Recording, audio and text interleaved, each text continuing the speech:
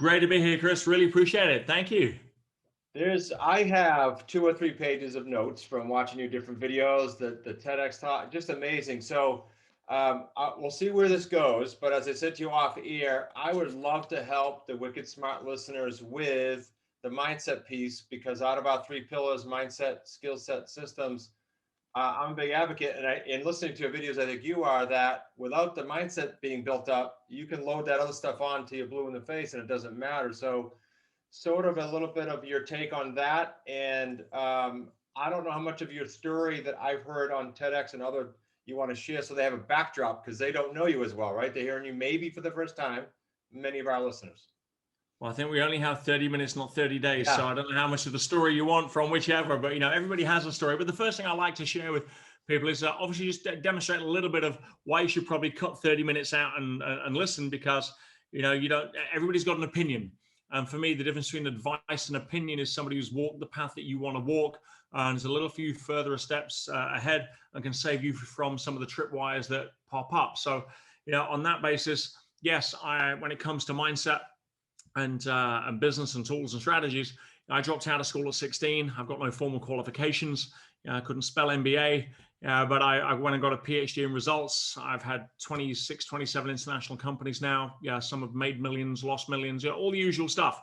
And 32 years next year actually in personal growth alongside being an entrepreneur. So 3 decades of being unemployable, but also at the same time, 3 decades of really understanding what makes people tick. What makes us do what we do? What makes somebody with all the resources produce nothing and somebody without the resources produce magic? And that was a driving passion. So that's really been my focus. And we've all got stories that sort of center around everything. I'm sure I could learn a lot from your listeners as well. But wherever you want to start. Awesome. So, okay, let's start here and then we'll segue into more micro. You mentioned in one of the many videos I watched, mentors. I think you mentioned Dan Pena. Is that correct? Yes, good old Dan, a dose of Dan. Okay, so your opinion of mentors in general, because obviously we do that. A lot of the Wicked Smart listeners follow us, but your opinion and the importance of, I guess. Yeah, and again, there's a difference here between a coach, a mentor, and a consultant, because most people don't understand the difference. Yeah, a coach is somebody who's been trained to ask questions, essentially, to lead you to your own answers and cover off blind spots. That's the cut and dry, simple way of doing it. Yeah, a consultant is somebody who, you don't want him to ask questions, you want him to solve problems. They come in, figure out what the issue is, solve the problem, and you pay them, they go away. And a mentor is different. A mentor is really what I mentioned earlier, somebody that's walked the path that you've walked, somebody that doesn't have any vested interest outside of the agenda other than your well-being, but can bring a wealth of experience and first-hand knowledge to the table that'll allow you to become the person you want to become. And that's really where most of us really fall down, because we get friends, we get advice, we get fortune cookies, whatever it may be. But it's very rare we actually get a mentor that is qualified to walk that path. So that's really what I would say. I'm a huge believer in being able to find mentors. I mean, coaches and consultants play their role, but they're not mentors. And a mentor can actually play the role of coach and consultant, but a coach and consultant can't play the role of mentor. So when it comes to that, me and Dan Pena and I go back 25 years plus, when I was a young sort of hotshot exec with my head up my ass, and kind of related to a lot of what he did.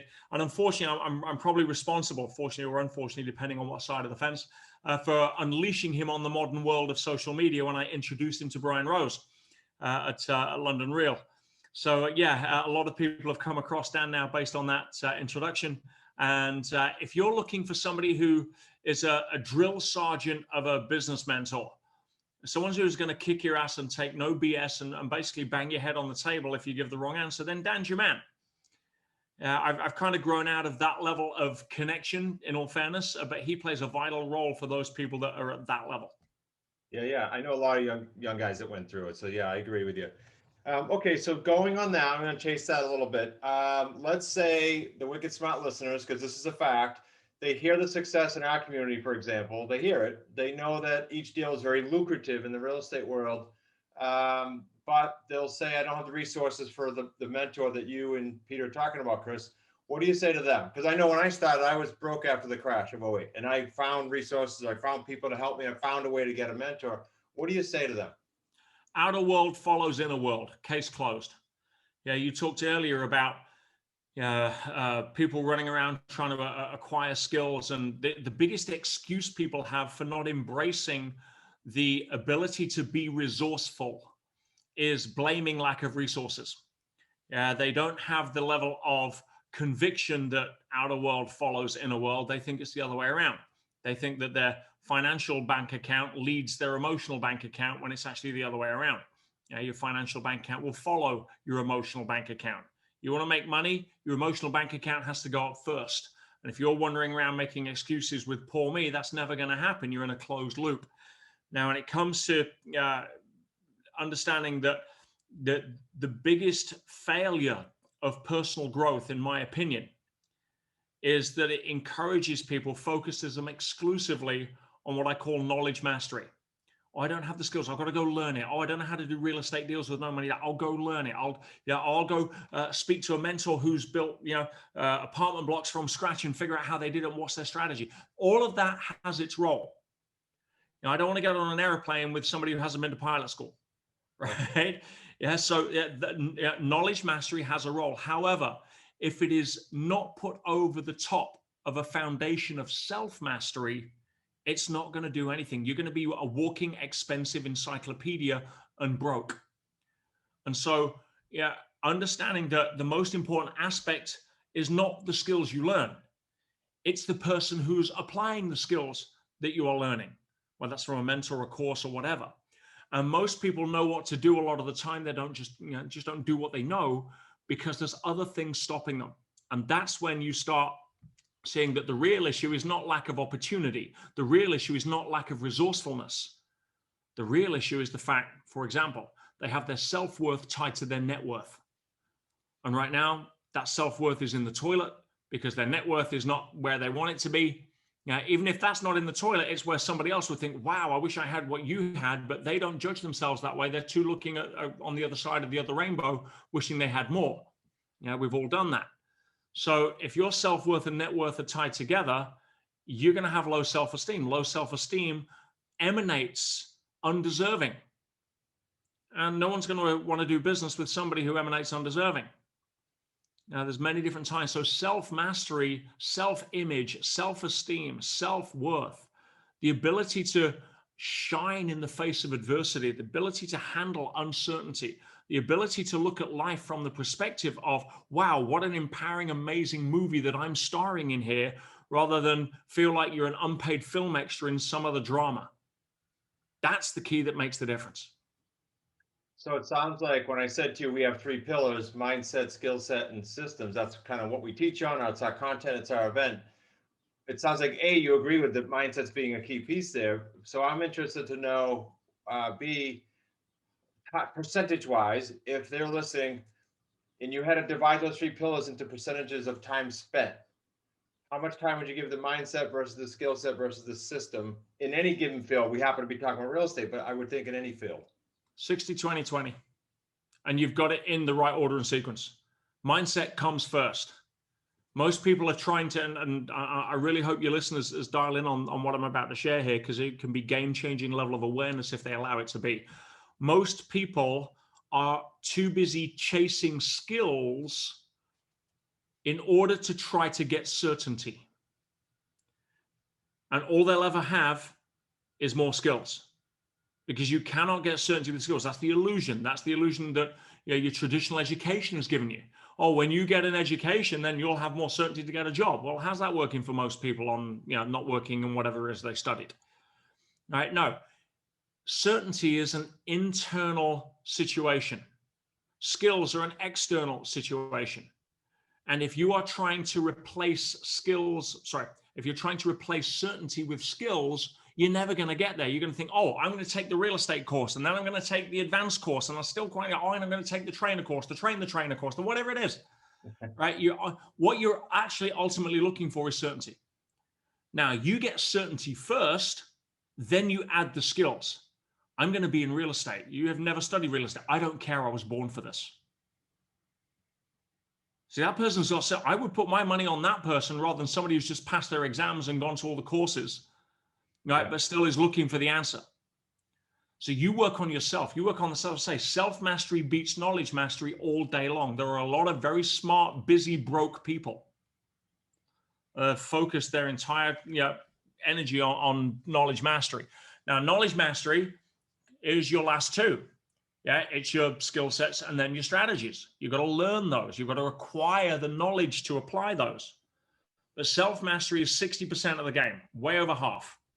So you put 60% of your time into that, and then you can divide the rest of your time between the knowledge mastery of acquiring the skills and then putting the systems together. Now, if you really want my honest opinion, I say it was 80-10-10. But most people are going to balk at that and they can't relate to it. So let's pretend it's 60-40-40 and sorry, 60-20-20 and let them play with that, because then the more self-mastery they get, the more confidence they get, the more a belief in themselves they get, they'll already start to self-correct in terms of where they're heading. No, I couldn't agree more, Peter, because we teach the exact same base foundation course, but some people come out of the gate and do a deal in 30 days, and some people come out and do a deal in 365 days. So it's all there, for sure. All mindset. Okay, so let's talk about you a little bit. You didn't come into the business world 30 some odd years ago and do everything you just said like rapid fire, like it was. So what are some challenges you went through? Mine was 08, was the biggest one with the crash. What are some challenges you went through? And then when did this start for you and how did it start? Because you've been layering, obviously, and stacking, I call it, for years, it sounds like, right? 30 or so. Well, 30 odd years, I'd have to be an idiot and not be able to spot patterns, studying something for 30 years. I mean, whether it's French, nuclear physics or what have you, you'd be an expert after 3 decades, one would hope. So, I mean, I'm very blessed. I'm a published author in multiple languages all over the world in understanding one aspect that fascinated me of personal growth, because personal growth is a bit of a catch-all phrase, for anything that's, I guess, informal levels of education to improve yourself. But there was one part of that that really grabbed my attention. I'll share a little bit of the context so people have got it. I was at the gym one day. I was in my early 20s. I was already a millionaire. I just bought my first Ferrari, and I was chatting to a guy at the bar, and he was talking about his favorite subject, which is everybody's favorite subject often, which is themselves, and usually the favorite part of everybody's favorite subject, which is why their life sucks. And of course, I'm in like intervention seeking missile mode. I'm like, hey, I know how to fix that, bang, and I'm giving him strategies for all sorts of aspects of how to create second income, how to set goals and achieve them, how to pivot here, how to handle uncertainty, all of this stuff. I was on fire. And I think I recommended him the book. I think it might have been Think and Grow Rich, the classic. And I was excited. I left the gym thinking I changed somebody's life. He left the gym a happy camper on fire, because enthusiasm is contagious. In fact, I learned from one of my early mentors, George Zachary, enthusiasm. Ladies, listen to me. Enthusiasm is the cheapest and most beneficial cosmetic in the world. It can transform people. But I remember thinking for a week or two after, I wonder where he is in the book. Is he got to the chapter on auto-suggestion? Is he like putting a mastermind together? He's like, I was excited. And I saw him about 2 weeks later, and I ran up to him and said, hey, John, how's it going? How's it going with the book? Where are you at? You see what he said? So, oh yeah, what was it called again? Who was the author? Amazing. And my heart sank. And I remember thinking, whoa. Apart from the fact I just wasted my time, why would somebody be more committed to keeping their existing problems than outgrowing them? I didn't get that. And that was what sparked my current interest in human behavior. Because nobody teaches us what makes us get up in the morning excited or not. Nobody teaches how to relate to each other. Nobody teaches the difference between somebody, for example, random example, walking into prison, losing everything, and being able to turn it around is the most amazing adventure they've ever had, right? Nobody teaches that. So that was the aspect. Everyone in personal growth is teaching you how to basically try to 10x your life, or run after something. And most people, unfortunately, find out too late, Chris, that there is a huge difference between a life-chasing success and a life-chasing fulfillment. And a lot of the time, you get to the top of Success Mountain and want to jump off because it ain't what you thought it was going to be.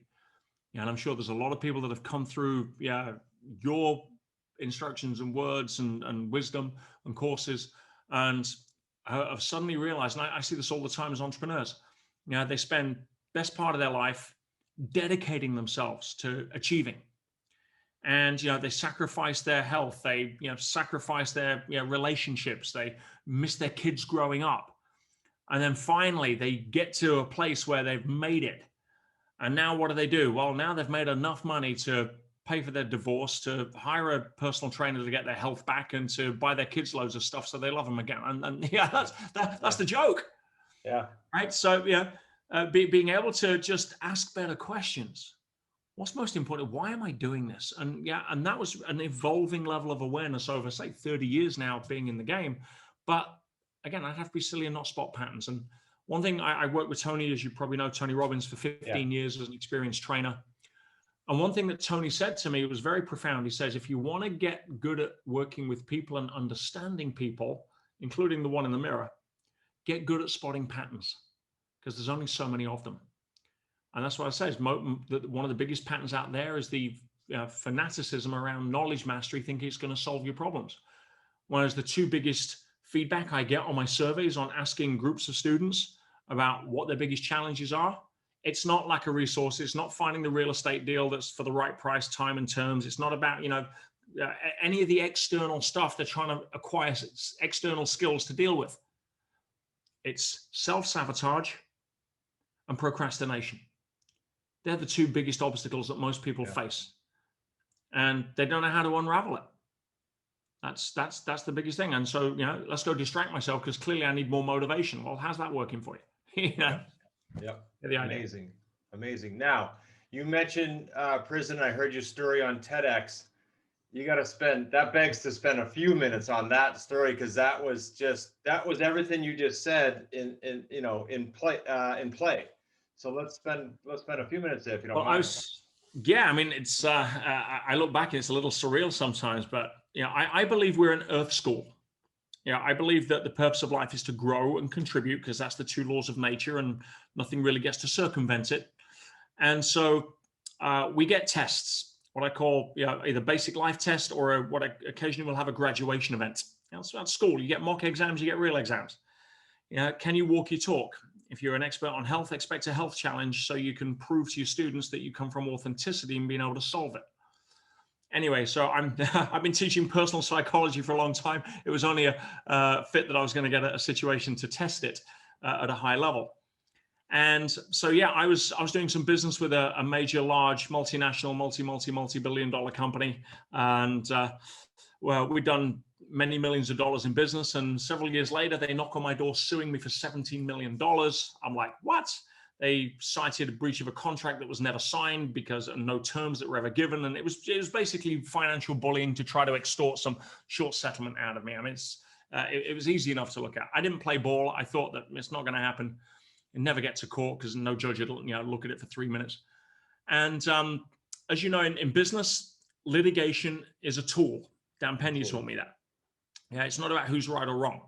Right. When Apple sued Samsung over patent infringements at the Berlin Electronics Fair, it was not about patent infringements. It was about getting a court injunction to stop them from putting their products out in the market at a time where it would allow Apple to get a head start. It's just chess game. Yep. So anyway, because I wasn't playing ball, they issued a contempt of court application, telling the judge that I'd breached an order, which I thought I hadn't. I looked at their argument. It was clever, but it was distortion of context. I thought it would get thrown out in a minute. I learned a lot about how the court system works.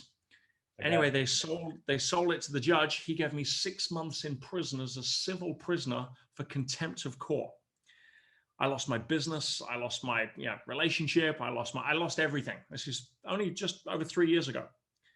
And I was top of my game at the time. We were doing seminars around the world. I've got 53 staff. I mean, we're doing 6 figures a month high in revenue. I mean, it was, anyway, gone, everything, pulled the plug, and awarded costs. I mean, I walked out 6 months later, $350,000 in debts with no business, no credit rating, no nothing. That was 3 years ago. And when I went in, just as I was going in, my then fiance at the time said, "It's not going the way we planned." I'm like, "No, I'm learning a lot about who can tell the best story here and who can pay the best storytellers, I said, "But listen, honey, if I'm due to go in, then don't fight the current. You can't control what you can't control. Too many people get stressed out about stuff they can't control. It's pointless. I said, and I've spent the last 20 years affecting millions of people around the world, but maybe the people I can help the most never get to see my work because they're in somewhere like jail. The universe wants to put me in as a test to go hold a light and a candle for others and manage my own state in a place where I've got everything taken away. Yep. Wow, what an exciting adventure. Amazing. And I went in not as a prisoner, I went in as a secret agent of change, an undercover Jedi. That was my own personal identity that I went in with. And I wasn't segregated. I was in with all the criminals in the most violent prison in the UK. 3 deaths in 1 week was the worst week I was there. And yeah, I had an absolute blast. Yeah, of course it was tough. It's meant to, athletes have tough workouts in the gym if they want to be an Olympian. Yeah, so yeah, if you want bigger muscles to build a bigger legacy, then expect a bigger gym. And so, long story short, I ended up getting a lot of the prisoners off drugs, stopping suicides. I redesigned the intake system to reduce violence that's now being used in prisons all over the world. In fact, I was on with the head of big influence in the Nevada state prisons that's now taking my work into there. I won a national award for the work that I did. And yeah, it was an amazing, amazing adventure. But I never, ever let myself see myself as a victim. I simply I wrote to my students, I said, look, I say that we're all star of the movie of our life. And I know that because we're the only one that stars in every single scene of our movie. Now, what makes a great movie? Everything. Action, adventure, tragedy, romance, comedy, disaster. I mean, you want to walk out of the cinema thinking, wow, now that was a movie that I'd pay to watch again. Not some boring ass movie that most people settle for in their life because they're too scared of taking risks or beating themselves up if they think they fail. I failed in business more times than I won, but my failure is my capital. I treasure that. So anyway, I basically turned around and said, look, don't worry about me. I'm on location for 6 months filming the prison scene in my movie. And this is going to be a blast. And by the way, why don't you come along as a case study and I will write to you every 2 weeks and show you what's happening and how I'm applying what I've been teaching you in the toughest environment I've ever faced in a way that you get to come along and learn. And I wrote 11 letters. And when I came out after 6 months, I said that those letters had changed their life and I had to publish.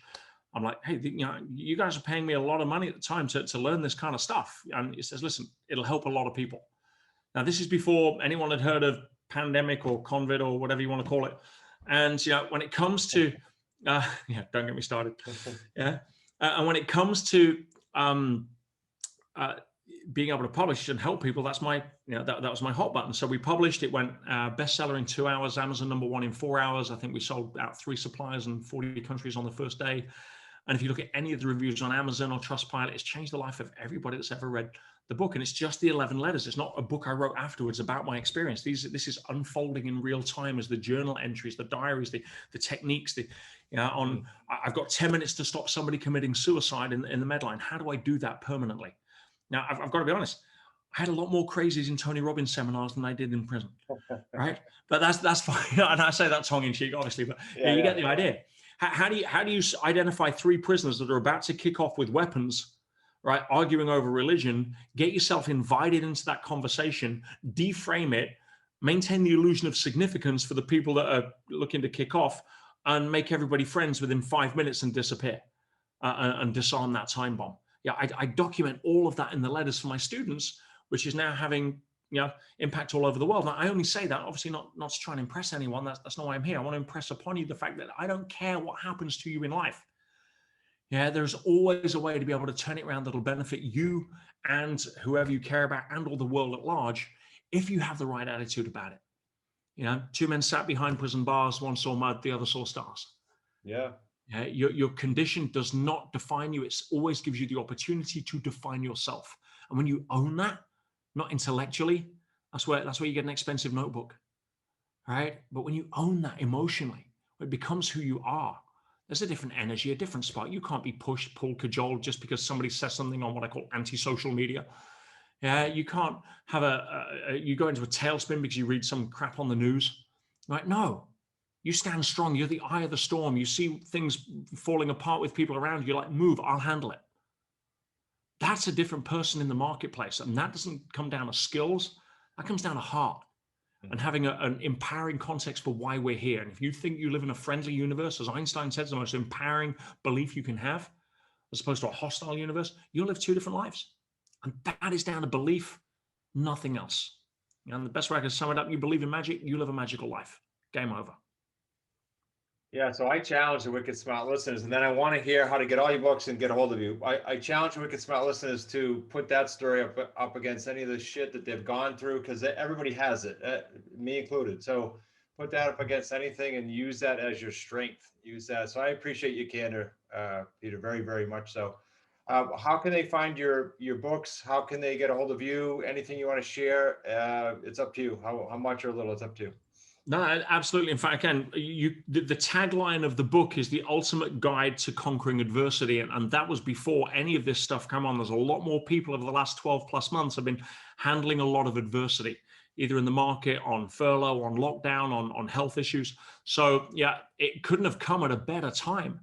And I wanted to make this book available to everybody that I could. We were essentially giving it away for shipping. Now you can go to Barnes and Noble and get it for $25 if you want, but for cover the cost of shipping, and I'll happily send you a copy on me to try to help, because that's what I'm about. And by the way, I paid off my legal debt. I came out with nothing. I got excited. I've never climbed out of a deeper hole in such a short time. I saw that as an exciting challenge. Same deal. My credit rating was gone. I couldn't even open a bank account. 3 years ago. This is 3 years ago. Yeah. Crazy. Yeah. And but yeah, so if you, I've put a little webpage up on there. It's getpetesbook.com. If you go to getpetesbook.com, you can grab that for shipping instead of going through Amazon or Barnes and Noble and paying more for it. So all I ask for people is please actually read it. We've all bought books that have ended up as like shelf stoppers.